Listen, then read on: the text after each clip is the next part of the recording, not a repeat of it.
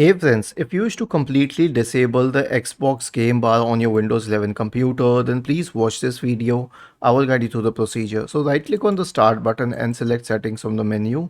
Now in the settings menu, go to the gaming tab on the list on the left hand side. In the right pane, click on game bar and turn this switch off. Allow your controller to open the game bar.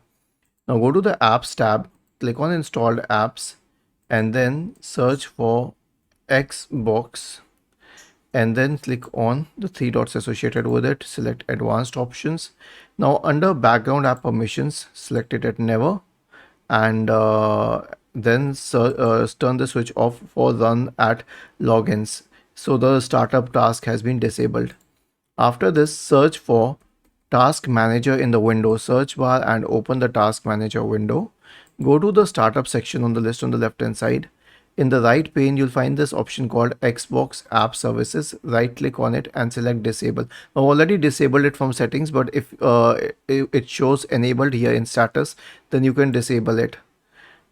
Was this helpful? If yes, then please subscribe to the channel, and if not, then let us know in the comment section of this video on how we could help you further. Thank you for watching this video and have a nice day.